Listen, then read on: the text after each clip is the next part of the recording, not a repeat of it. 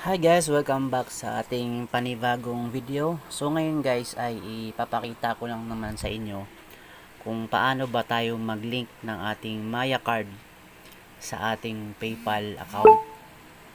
So ngayon guys, bago ko to i-link sa aking PayPal, ang Maya card ko na to ay nakalink na to sa aking Maya account.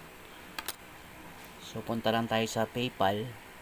Ngayon kasi yung Maya card ko is nakalink na sa aking Maya account, tapos merong ang wallet ko is meron siyang laman. So ngayon yung card ko pwede ko na siyang i-link ngayon sa PayPal account ko. So ang gagawin niyo lang dito, kung makikita niyo dito, meron ako ditong card na nakalink din to sa aking Maya and nakalink na sa PayPal account ko. So click niyo lang yung tong plus sign. Ito yung plus sign and then add lang kayo dito.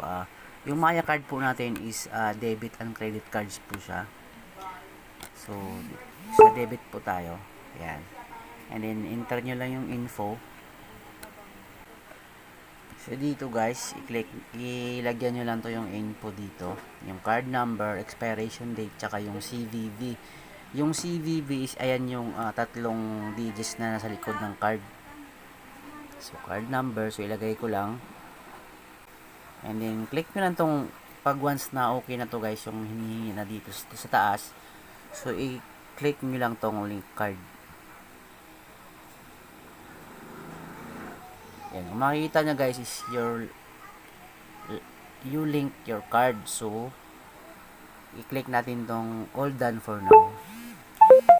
And all done. Kung makikita nyo guys dito, ay makita nyo sa notification ko, kung titingnan ko yan, nakalagay dyan dito sa notification, successfully you've been refunded 50.27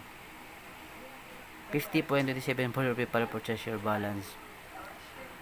So ito guys pala so 50 plus na lang pala yung ano niya, yung charge niya pag ililink mo yon. So huwag kayong mag-alala kasi nire-refund din iyon. So may charge nga siya pag nag-link kayo ng inyong card sa PayPal, pero don't worry kasi i-refund din nila yon agad.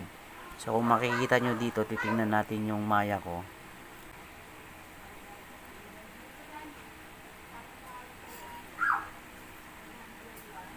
So kung makikita nyo na guys, ito yung history guys. So ito yung history niya, makita nyo dyan.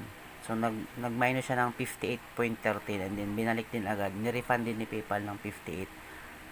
So nasa 58 lang pala. So dati kasi nasa 100 to 200 ba yun yung ano. So nabago na. So yun guys, kung makikita nyo, okay na. Ayan, makikita nyo guys sa ating PayPal account.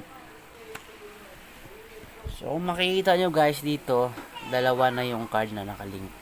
Ayan, kung makita nyo, dalawa na yung nagkapatong. Isang 8024 tsaka isang Maya card sa ating PayPal account.